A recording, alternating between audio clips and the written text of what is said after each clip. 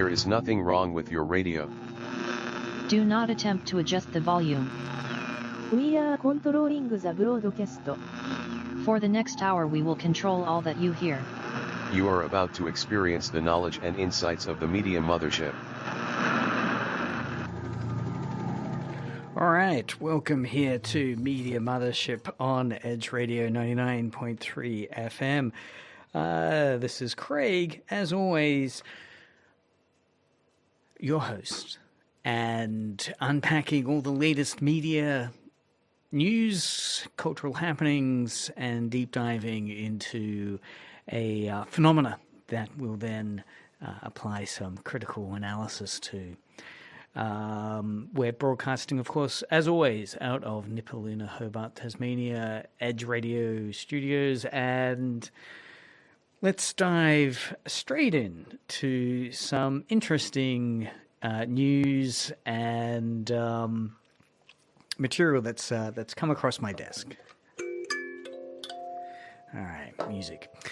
Evangelion star credits Netflix streaming release with anime's growing popularity after 30 years. This is an article on CBR website, and it's talking about how Neon Genesis Evangelion, the popular Japanese anime from the mid-90s, continues to be a beloved and influential anime celebrating its 30th anniversary in 2025 this year.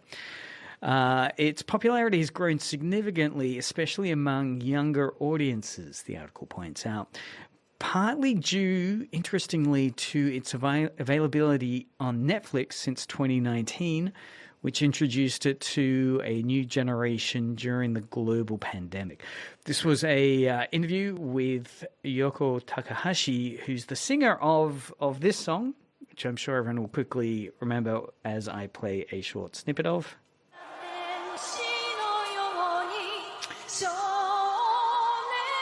Yes, that's from her live performance of Neon Genesis Evangelion, A Cruel Angel's Thesis Live. That's the opening track.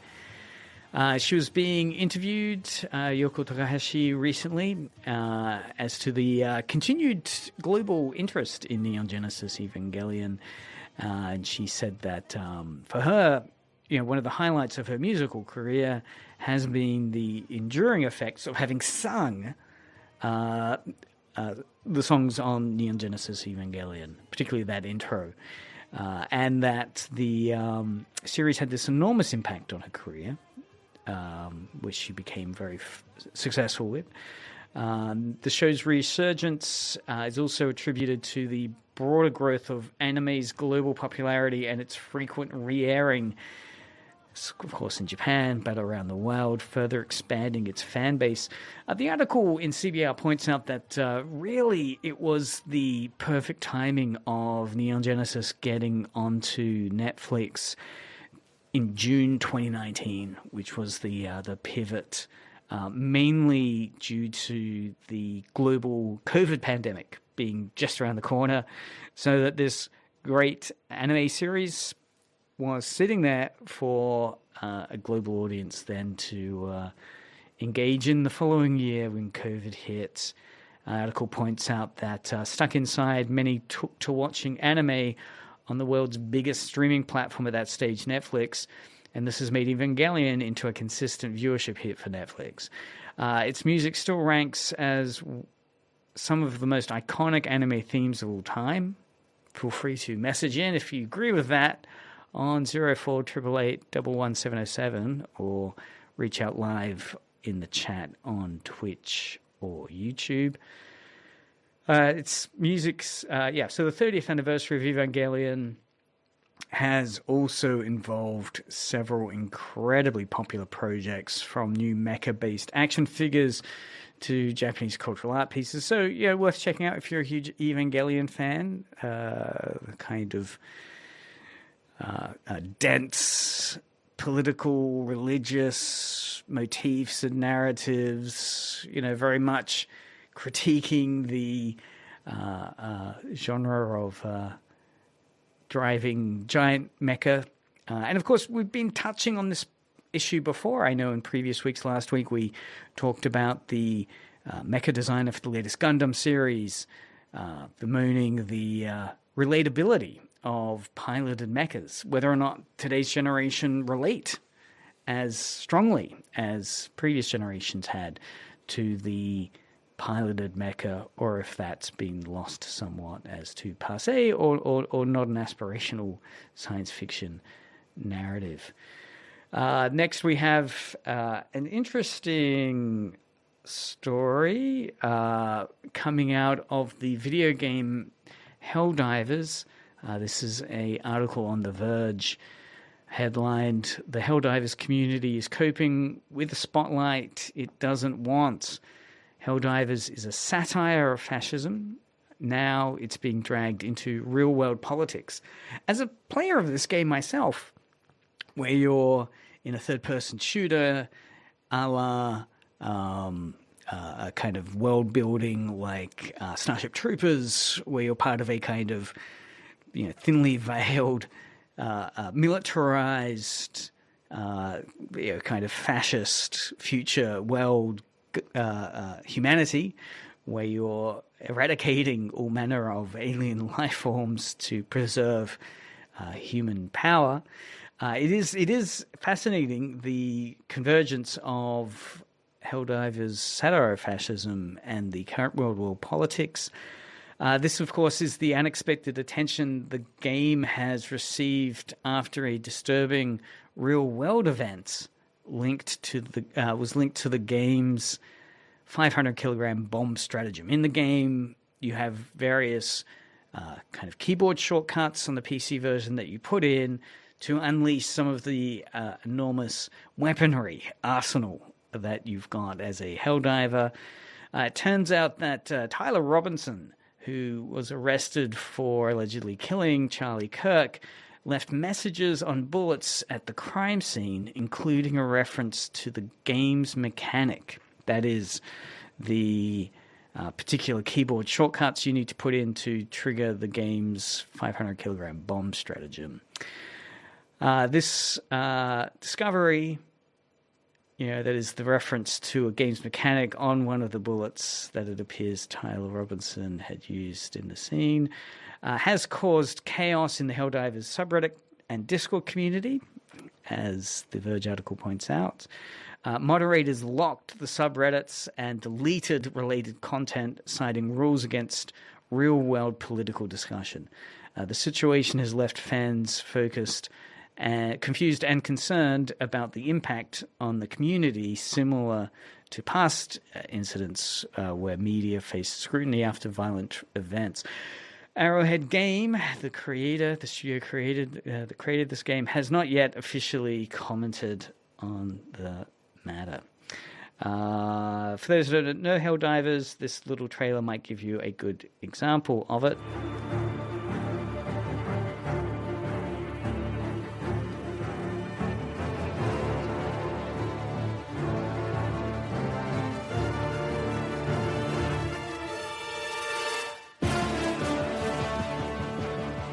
That's the soundtrack to Helldivers 2, which the alleged shooter in the Charlie Kirk assassination had left behind engraved messages on bullet casings that reference the Helldiver 2 game.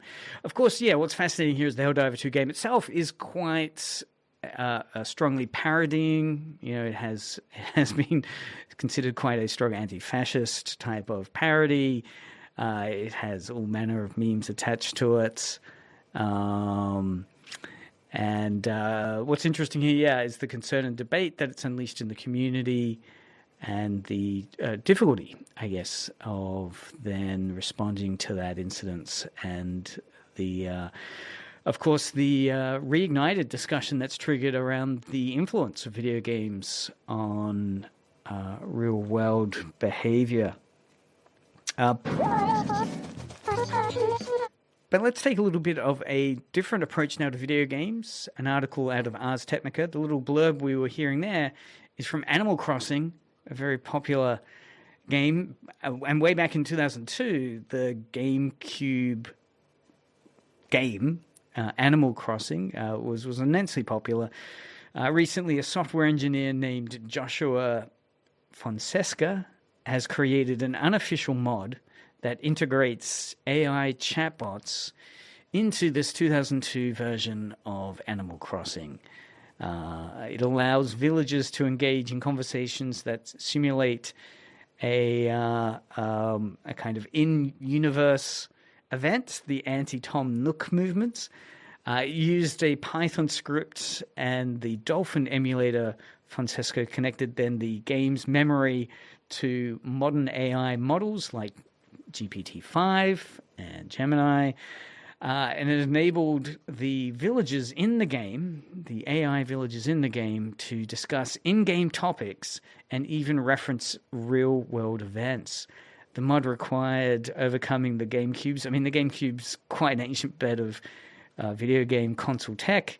So he overcame the GameCube's offline nature and encoding system, because, of course, the GameCube wasn't designed to be internet-facing. And overcoming these problems using a memory mailbox technique to send and receive AI-generated dialogue. While the AI responses were guided by initial prompts, the project showcases a clever technical hack that blends old and new technologies. Let's listen to a bit. This is from his YouTube as he's discussing how he replaced Animal Crossing's dialogue with AI by hacking the GameCube memory. This is Animal Crossing, except I've replaced every line of dialogue with AI. And now that I've done this, the possibilities are endless. They can tell me current events.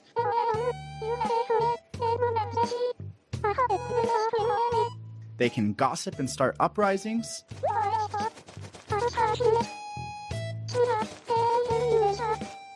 And I could even give them more context than the game had originally given them. This has been one of the hardest engineering tasks of my life, and I'm going to show you exactly how I did it. Let's go.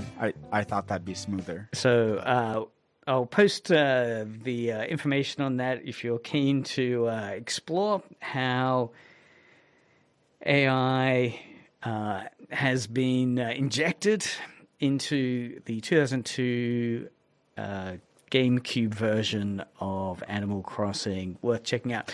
Reminds me, in the past, I've come across various wonderful phenomena, such as there was an engineering school in Poland which took various Furbies. People remember Furbies, those kind of animatronic dolls that could react to you. You could trigger them with, I think it's clapping. I don't know if you could dialogue with them. But anyway, an engineering AI, well, not AI at that stage, this was 10 or so years ago, as part of a subject at this university, I think it was in Poland, they were talking about how they could kind of reverse engineer the Furby and get it to notify you of emails arriving. And so your little Furby device would kind of perk up and say, you know, new email arrived.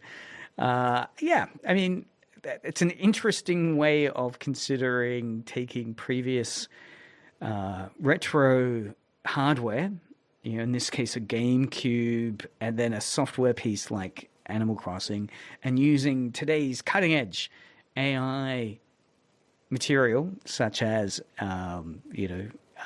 GPT-5 or Gemini type operating AI system or language model learning, and plug it into that older software and see what it does. You know, being able to create these cute animals responding to contemporary real world phenomena and so forth. And, you know, possibly, you know, taking old Furbies and getting them to be your kind of Alexa or AI voice prompt system. It could be quite a bit of fun. Or not. Yeah, the prophecy foretold, maybe. Last one further bit of news out of Kotaku. Ice Cube explains how that awful War of the Worlds movie happened. I haven't watched this one myself. I love H.G. Wells' original War of the Worlds, the wonderful musical version of it that was done by Jeff Wayne in the 70s. the 1950s kind of Cold War of the Worlds movie, and more recently the Tom Cruise vehicle. This one, though, however, has been considered one of the worst movies, certainly this year, maybe of many years. Let's quickly listen to the trailer.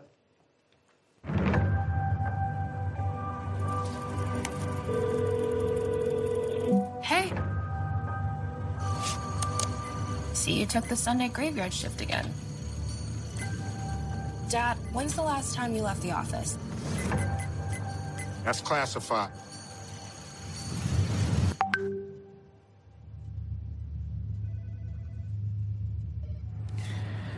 So this War of the Worlds movie recently released.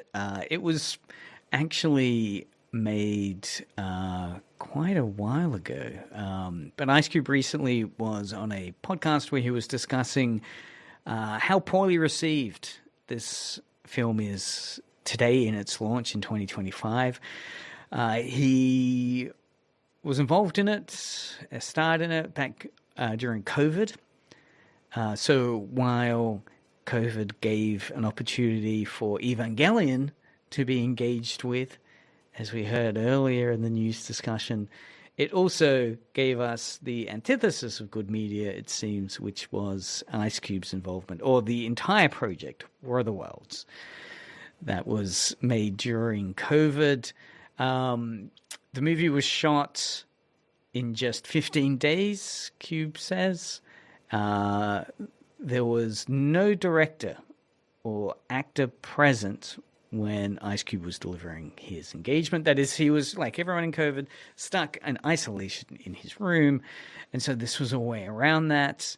It was filmed entirely, Ice Cube goes on to discuss, entirely through computer screens, a choice Ice Cube explained was due to the circumstances of the pandemic. The film took 5 years to release, with Ice Cube attributing the delay, interestingly, he said it was due to the use of real-world surveillance footage, which the film has got some backlash to as well, in terms of people saying it's a little bit on the nose that you've used, that the film creators have chosen real-world actual events in the pursuit of their entertainment, co-opting these real-world surveillance footage material into their film with CG'd aliens there. As also has been raised, some suspect, in fact, that, the 5 years spent trying to get all this real-world surveillance material appears, a lot of it just is very used stock footage instead. So as to whether or not it did take 5 years to go globally jet steering around the world, trying to get all this surveillance footage from the cameras, or it was just a bad film and a lot of stock footage was used, is up for debates. The movie was widely panned and is considered one of the worst films of the year. If we listen here a little bit, let's listen a little bit to the reaction when Ice Cube is asked about what this War of the Worlds experience was all like. Well, actually, we'll listen to that later. The last little bit to have a look at is this last piece on Gizmondo. It's been 30 years since Masked Rider tried to give Kamen Rider its Power Rangers moment. That's right. I mean, many people might be a little more familiar with Ultraman, the other kind of costumed superhero. Kamen Rider, similar time. This was again, very, very popular Japanese superhero figure, Masked Rider.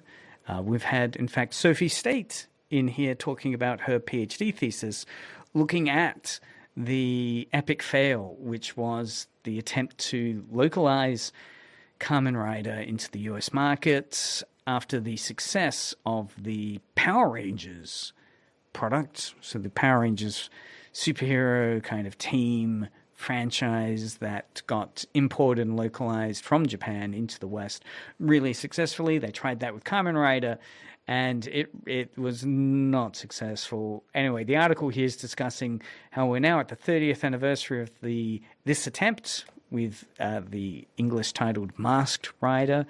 Saban Entertainment's attempt to bring Kamen Rider, the original Japanese version, to American audiences, which happened in the early 90s. And it was, trying to chase that success caused by Power Rangers, which was incredibly successful. However, Masked Rider struggled to find an audience and was seen as a flop compared to Power Rangers, ultimately leading to its cancellation after 40 episodes. 40 episodes, not too bad. Despite this, Kamen Rider has continued to make efforts to reach US audiences, with recent releases like Kamen Rider Zets aiming to bridge the gap between Japanese-American fans and American fans.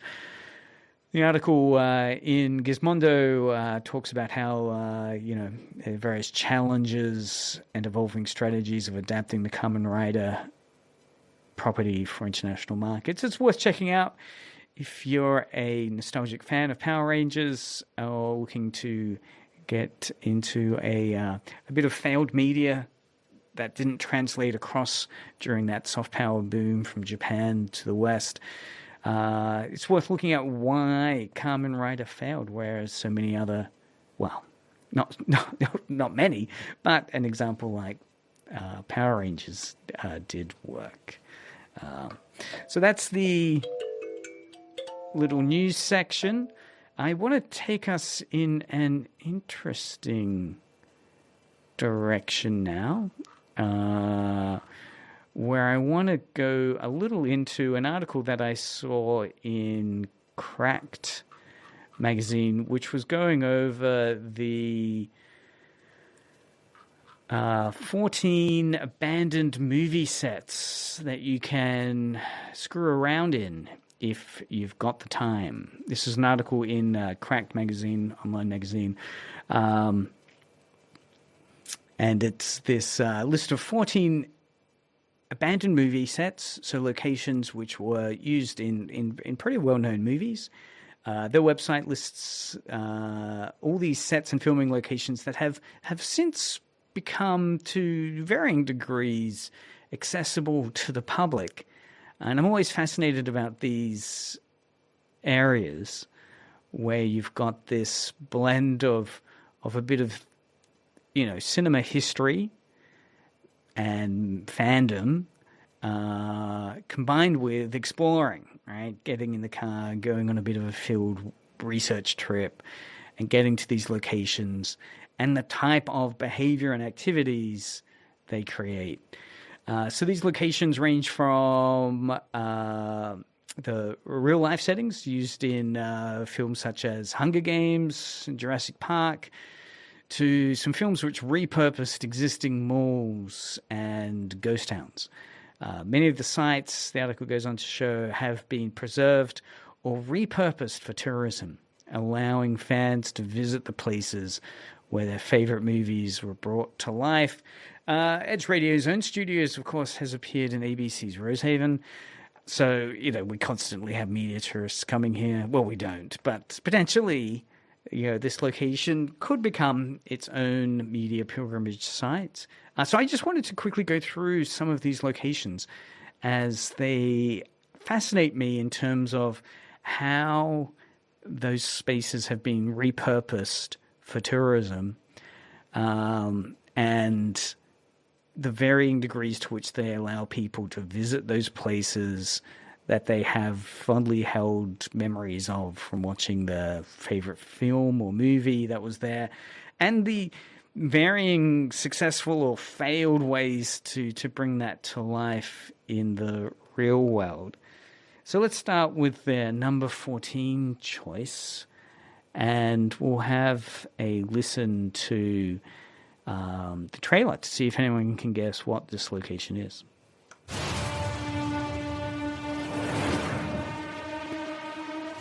Listen up, ladies and gentlemen.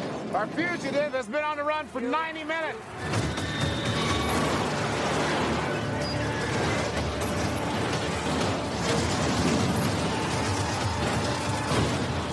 You're suggesting that I killed my wife? How dare you? When I came home, there was a man in my house. I fought with this man. He had a mechanical arm. Average foot speed over uneven ground, barring injuries, 4 miles an hour. Go get him. I didn't kill my wife. I don't care. Put 2 patrol cars on that bridge down there. 4 patrolmen have them glass this river. Yeah, what are you out of your mind? He's dead. That ought to make him easy to catch. I'm not going to turn myself in. I need help. I need money. Richard is innocent. You'll never find him. He's too smart. All right, and of course that is The Fugitive, the classic 1993 action thriller starring Harrison Ford and Tommy Lee Jones. In the film, there's a famous scene in Act 1, near the end of Act 1, where the bus crashes, a bus and a train crash together, right? And the director, Andrew Davis, never cleaned up this crash site for the film. So in the film, of course, Harrison Ford's character is being transported.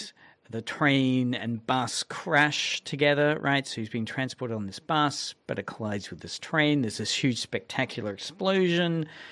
And this is over in America, of course. So what's happened since is that the Great Smoky Mountain Railroad cruises right by the scene of the crash in Dillsboro, North Carolina, offers tourists as well as hikers the opportunity to access it by traveling through these wooded mountains.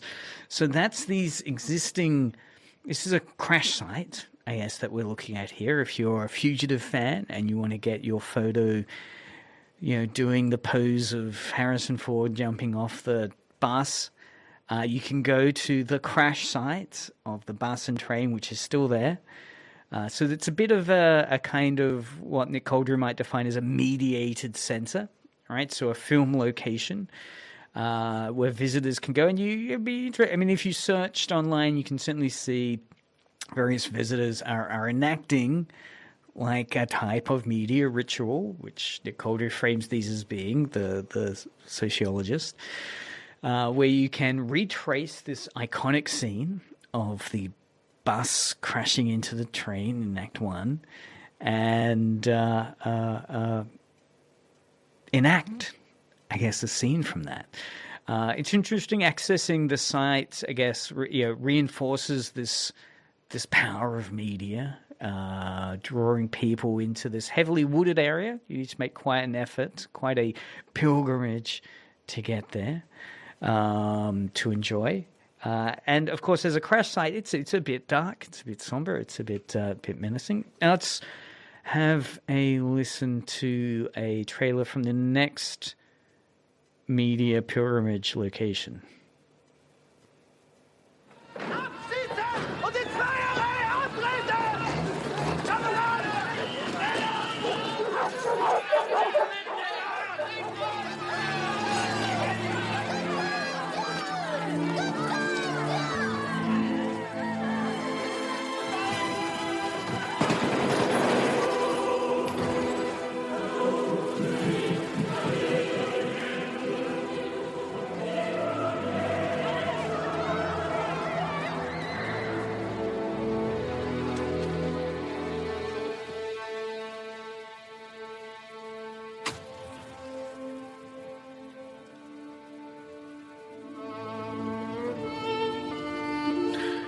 All right, and that, of course, is Schindler's List. So the correct article points out that a lot of the movie was filmed in the real locales, but the Plaszow concentration camp was completely dismantled by the Nazis when they learned the Soviets were on their way during the end of World War II, and they destroyed it to hopefully remove evidence failing of their crimes. For the film, 34 barracks and 7 watchtowers were constructed in a quarry near Krakow for the film. And you can visit this replica camp as a type of, I guess in this case, a ritual of remembrance, producing meaning to reconstruct that space and the very somber media version of history that Schindler's List creates. Going in a different direction now, MGM presents this trailer. Westworld. Your attention, please. We will soon be landing at Westworld, the ultimate resort. We have you on grid 5, over. It consists of 3 worlds of the past. Locking in now. Worlds where you can live out your every fantasy. There's Roman world, the lusty, decadent delights of imperial Pompeii. Notify ground crews. Medieval world, chivalry and combat in 13th century Europe. And Westworld, lawless violence on the American frontier of 1880. Bacon, cinnamon toast. Each resort is maintained by reliable computer technology and peopled by lifelike robot men and women. Let's stand by for resort activation. Ready on 6, on 5, on 4, on 3, on 2. Activate now. Okay, so that's the trailer to Westworld, the original movie back in 1973. That Westworld, of course, has since gone on to be certainly an incredibly successful season 1 TV show. I want to say there's 3 seasons in total. I enjoyed all 3 seasons of the new version that was produced, 10, 15 years ago with Anthony Hopkins. But this scene they're talking about, and interestingly, it's a little meta in terms of Westworld itself, is about offering tourists the opportunity in-universe, in-world, so in this movie, the idea being that in the future, androids have been created so that you can go to a theme park and reenact, in this case, areas of history. So the Old West as a cowboy. In the movie, we also get to see a reenacted medieval world and an ancient Rome world. Now, the Westworld setting is a lot of it was filmed around an old abandoned park, which was actually a real mall in California, Hawthorne Plaza Mall, which opened from 1977 to 1999.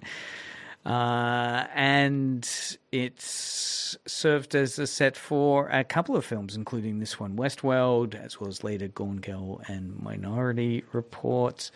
But I do like the idea that the film itself and TV show is about that, power of immersing yourself in a kind of authentic, mediated reality. So knowing it's not the real experience, it's a very sanitized, hopefully, experience. Of course, Westworld itself talks about the danger of that the appeal might be to engage in that space, which is all well and good until you're confronted with the reality of it. That is, of course, you're going to the Wild West theme park.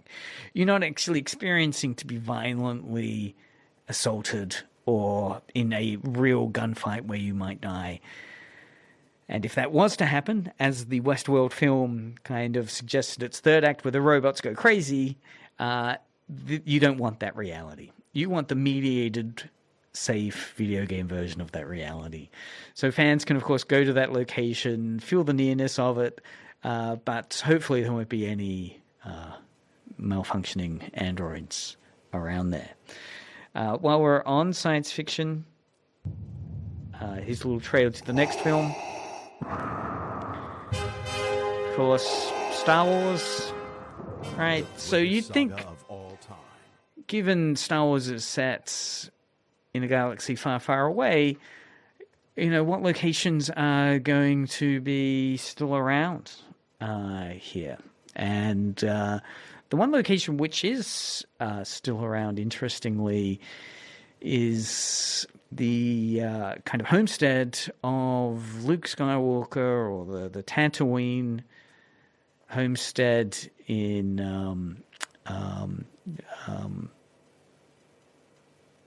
Tunisia. So the location they built the Luke Skywalker's kind of with Uncle Owen is in the deserts of Tunisia, and some of it still survives. Enough still survives that people can go there and get photos of themselves in front of these buildings of the prequels. I mean, the original trilogy ones have been taken down, so the original setting that was done in Tunisia of A New Hope Episode 4 has been taken down.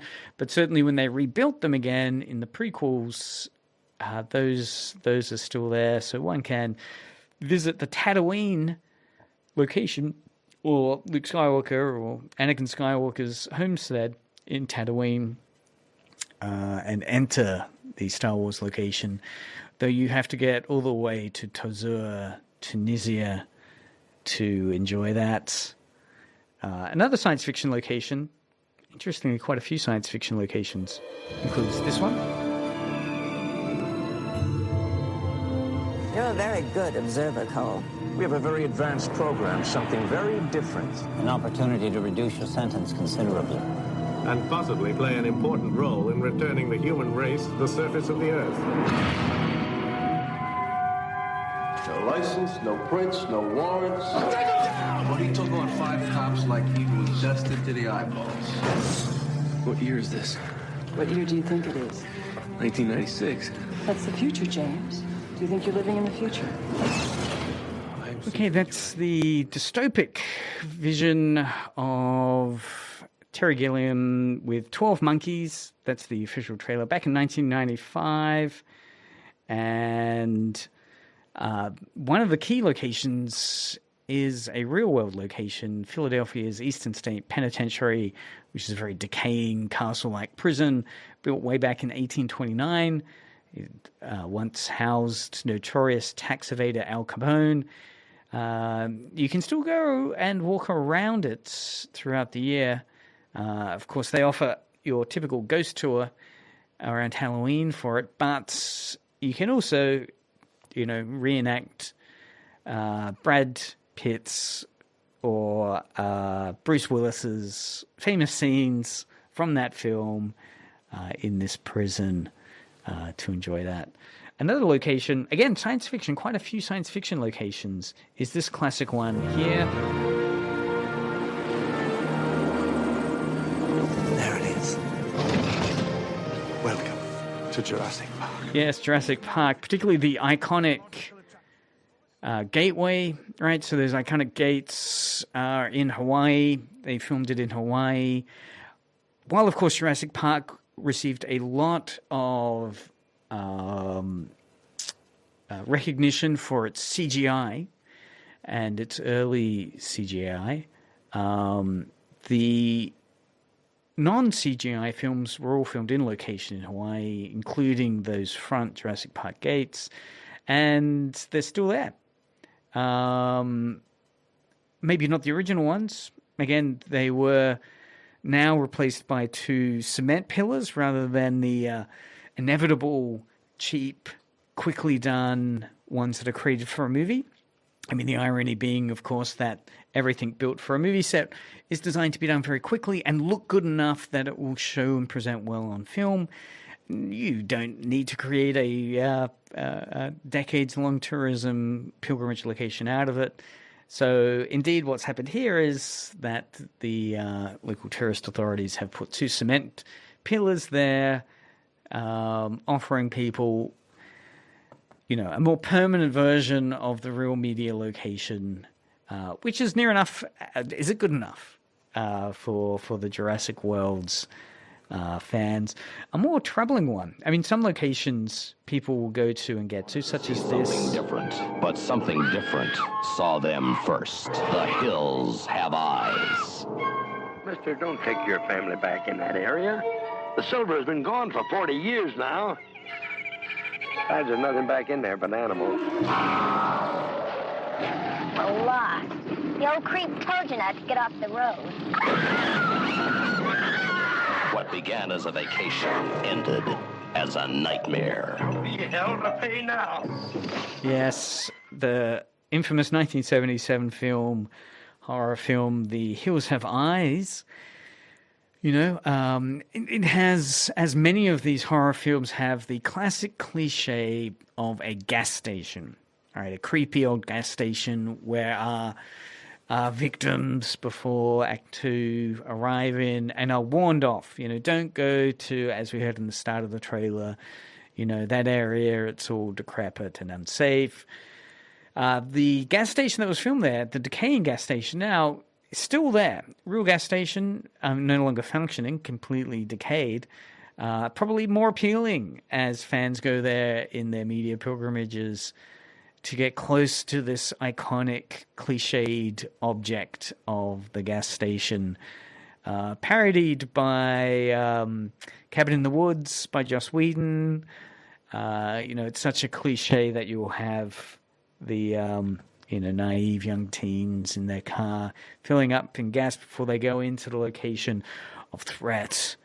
And this real gas location still has it on horror. The next one, even more infamous.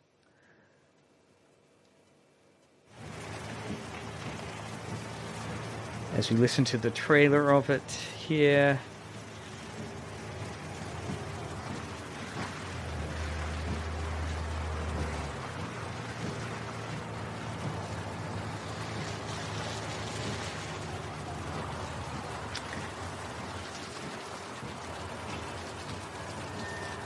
Is the Bates Motel from Psycho.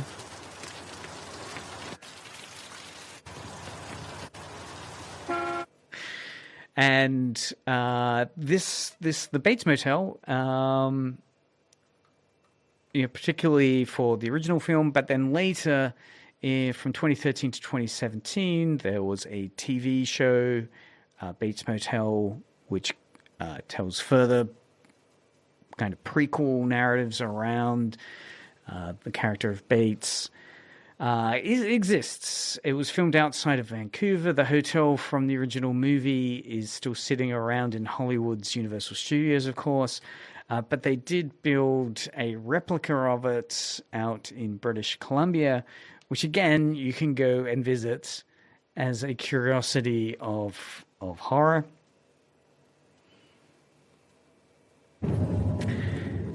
The next one is a little more fun. Do you? Aztec gold. The heathen gods placed upon the gold a terrible curse. 10 years we searched. Every last piece we have found, save for this. Hello, Bobby. They've taken Elizabeth. Welcome aboard the Black Pearl. This is Pirates of the Caribbean. And, of course, the location off the coast of South America, Malibu, Anchorage, and St. Vincent. It still has the locations, many of which they filmed around for the Port Royal set. And many props are still lying around like a deteriorating Disney ride that you can go and check out there that is still filmed there. The other location, interestingly, you can go and find out from this film.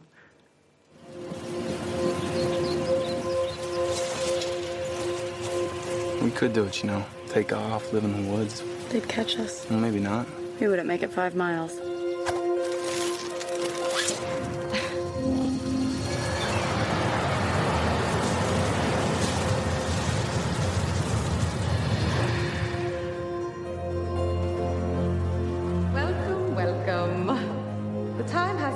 To select one courageous young man and woman for the honor of representing District 12 in the 74th Annual Hunger Games. It's your first year, Prim. Your name's only been in... So, of course, that's the 2012 film Hunger Games, going from Pirates of the Caribbean and its Disneyland-type ruined locating set to the Hunger Games, where you can explore District 12's ghost town, that still remains there, where it was filmed in Appalachia. And Katniss Everdeen's hometown, filmed in North Carolina's Henry River Mill Village. Both filmed in ghost towns, which were left abandoned in 1987. That you can check out. The other interesting example, again, some of these are kind of hiking ones. It's fascinating to look on YouTube as people go and explore these locations where people stumbled across, hikers encountered various props and vehicles from this film and series. A United States Army field hospital somewhere near the front lines.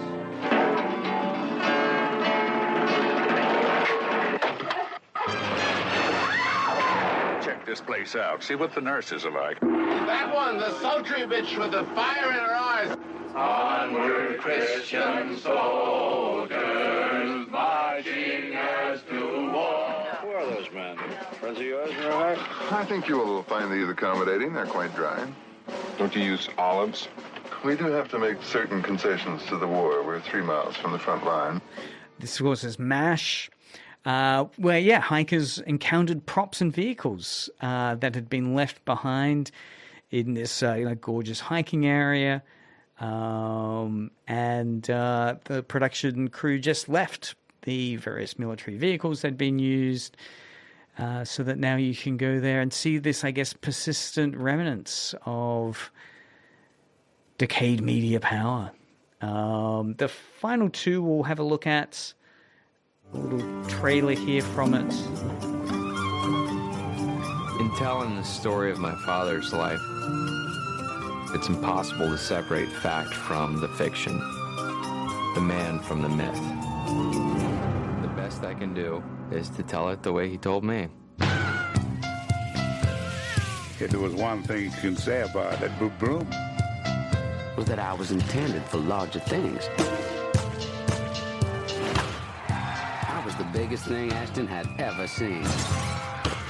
Okay, that's the 2003 film Big Fish with Ewan McGregor, and filmed in the idyllic small town of Spectre, Alabama.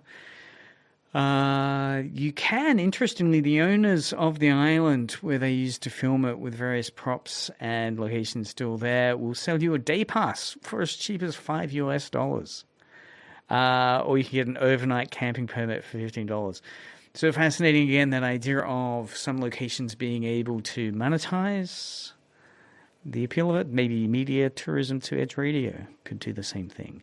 The last one, probably the best known one, of course, is from this example here that people quickly recognize, I think, from the trailer.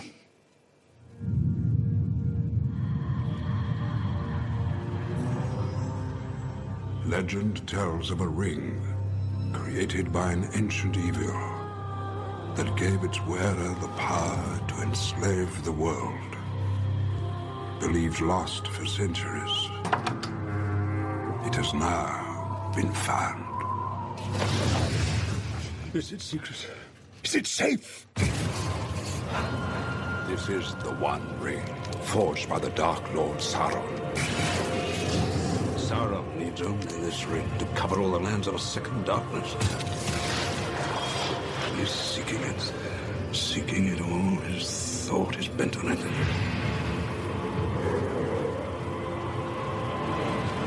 No one knows it's here, do they? Do they, Gandalf?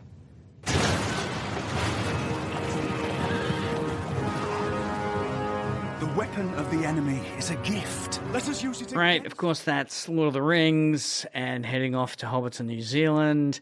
You know, it's a classic media space pilgrimage, really. Fans, you know, get to do all manner of rituals as they connect themselves to the, type of tourism packages that they're offered to go to the sets and imagine themselves inside this kind of Tolkien world.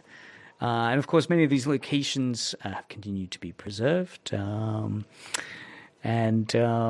monetized as such. Yeah, what's really interesting, I guess, ultimately in these media tourism locations is sometimes you get to those locations, obviously, where you can just gaze at them, right? Someone can point it out. But then there'll be those moments where the person you're traveling with, maybe you've been dragged along on one of these locations, says, no, I have to perform a particular pose and you have to take a photo of me. Or maybe there's a particular action you have to do. And it's that action space, it's that kind of third space which really interests me, where you have the, if we take Nick Couldry's idea of mediated center, right, which he says, there's two worlds, right?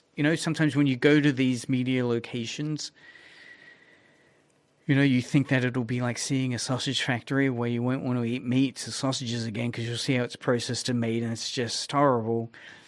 Instead of seeing the fakeness, some people go to these old media locations or a media set or Disneyland, and instead of feeling that the media location makes them see all media as fake, they get even more drawn into the magic of it. That is, sometimes this third space can open up where you perform a little bit of media magic yourself. That is the kind of ideology, the illusion of going from your boring everyday life or a location that's boring and everyday. So many of these locations are kind of boring locations, but then because it was a media, it was the spot they filmed that movie in, makes it something different. It's not ordinary everyday world. All of a sudden, it's this portal, this isekai, this portal into another world, a fantasy world of 3 acts and heroes, quests, and so forth. And you take a photo in there, you do a little performance, you kind of recite a line of dialogue, and it shifts you into, or for some fans, from, a kind of boring everyday world into a new world. A kind of media world. And that was Nick Couldry's argument. That's what's really fascinating when you interview and talk to people that have gone as true fans to a location, like to Disneyland, like adults who go to Disneyland or something, and they'll be interviewed later. That can be really startling, is that rather than being disappointed by how the reality of it doesn't match the media fantasy of it, sometimes the exact opposite happens, where it's not a bemoaning sense of fakeness. Instead, it's like it was a portal journey into a world which I then enacted, which I then got to act in and perform, maybe even in costume. A kind of idealized connection to it. I mean, in Tassie, we've got a couple of those locations. Obviously, Ed Studios from Rosehaven, but also, fake ones, rumored ones. The Ross Bakery, and it's rumored, sadly not true, connections to the Japanese anime Kiki's Delivery Service. So they can turn up in the most oddest of locations. We'll explore more of those in coming weeks here on Media Mothership, so keep listening in. Thanks for those that have commented on the Twitch channel, Twix the Dragon. Thank you very much. Always delightful to see you on the chat. Keep listening now to Edge Radio for some really cool tunes. And Media Mothership will be back next Thursday as we explore some further phenomena of media power.